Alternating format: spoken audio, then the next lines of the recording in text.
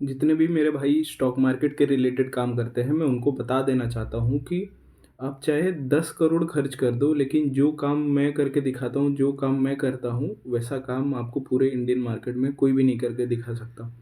मैंने कल मॉर्निंग में ही बता दिया था, मार्केट यहाँ से अगर ब्रेक डाउन करता है तो यहाँ पे आएगा, और इसका ब्रेक डाउन कर देता है तो मार्केट यहाँ पे आ जाएगा।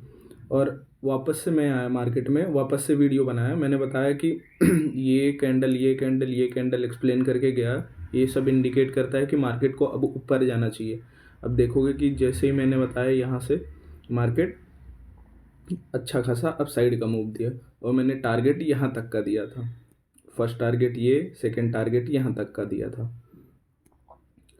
तो जो भी मैं मॉर्निंग में बता के जाता हूँ, मार्केट में वही सेम मूव आता है एवरी डे। ऐसा मेरा एक दिन का काम नहीं है कि ऐसा कुछ मैंने बोला और हो गया तो मैं वीडियो वगैरह बनाता हूँ। मैं डेली मॉर्निंग में बता के जाता हूँ और सेम मूव देता है। हाँ, कभी कभार लेट हो जाता है वीडियो अपलोड होने में, क्योंकि जहाँ पे मैं रहता हूँ वहाँ इंटरनेट इश्यू है, उसकी वजह से लेट हो जाता है। तो आइए आज बताता हूँ कि 23 जनवरी को क्या होने वाला है। निफ्टी और सेंसेक्स के इंडेक्स में बाइंग और सेलिंग कहाँ से आने वाली है। आज 23 जनवरी के लिए इम्पोर्टेंट लेवल है 25,369। अब समझो कि मार्केट अगर इसको ब्रेक डाउन नहीं करता है, इसको ब्रेकआउट नहीं करता है, तो मार्केट इसका ब्रेक डाउन करके डायरेक्ट यहाँ पे आएगा 25,178। समझ गए। इसका ब्रेक डाउन करते ही मार्केट आपको यहाँ देखने को मिलेगा 25,178 पे। और ध्यान रखना, इसका ब्रेक डाउन होता है 178 का, तो यहाँ पे आएगा 25,126 पे आएगा, और 126 का ब्रेक डाउन होता है तो 25,091 पे आएगा। ठीक है।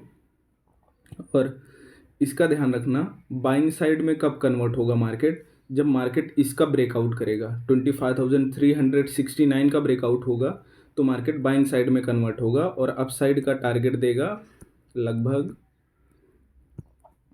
यहाँ तक। मार्केट इसका ब्रेकआउट करने के बाद ये यहाँ पे जाएगा 25,526 के अराउंड में।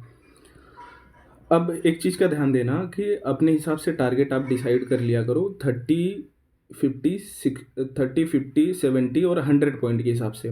मैं जो बता के जाता हूँ मार्केट में वही से मूव आता है, लेकिन आप अपने हिसाब से टारगेट भी डिसाइड कर लिया करो कि आपको कितना कितना आपका कैपिटल है, कितना आपका रिस्क रिवॉर्ड रेशियो है, जो भी आपका रिस्क मैनेजमेंट जैसा भी है। तो ये समझ गए। इसका ब्रेक डाउन करने के बाद अब यहाँ पे आएगा, और इसका ब्रेक डाउन करने के बाद में यहाँ पे, इसका ब्रेक डाउन करने के बाद यहाँ पे। ध्यान देना, डाउन साइड के लिए बता रहा हूँ। और यहाँ पे अगर सपोर्ट बनाता है मार्केट, इसको ब्रेक डाउन नहीं करता है, सपोर्ट बनाएगा तो ऊपर भागेगा मार्केट, और इसको ब्रेकआउट करेगा फिर से ऊपर भागेगा मार्केट, फिर इसका ब्रेकआउट कर देता है तो अप साइड भागेगा। ठीक है, इसका ध्यान रखना। इंपॉर्टेंट ये है, यहाँ से रिजेक्शन लेगा, डाउन आएगा, यहाँ से सपोर्ट बनाएगा, ऊपर जाएगा, ये समझ जाना, ये इंपॉर्टेंट है।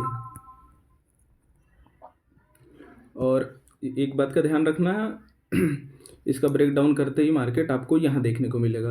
और बाई चांस अगर समझो कि इसका ब्रेक डाउन कर देता है मार्केट 25,091 का, तो 70 to 100 पॉइंट और डाउन साइड आपको मार्केट देखने को मिलेगा आज। ठीक है। और इसका ब्रेकआउट कर देता है तो 70 to 100 अप साइड में भागेगा।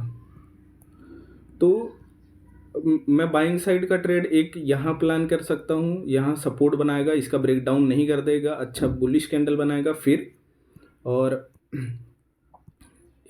यहाँ पे कन्फर्मेशन यहाँ पे हो जाएगा कि ऊपर जाएगा मार्केट, इसका ब्रेकआउट कर देगा तो। बाकी यहाँ से अब यहाँ से यहाँ आएगा डाउन साइड में, और इसका ब्रेक डाउन करने के बाद में यहाँ पे। और लास्ट ये है कि इसका भी अगर ब्रेक डाउन कर देगा तो नीचे भागेगा, नहीं तो सपोर्ट बनाएगा तो थोड़ा साइडवेज करेगा, ऊपर भागेगा। ये रेंज पे ऐसे ऐसे ट्रेड करेगा। तो आज के लिए यही सब इम्पोर्टेंट है, ध्यान रखना।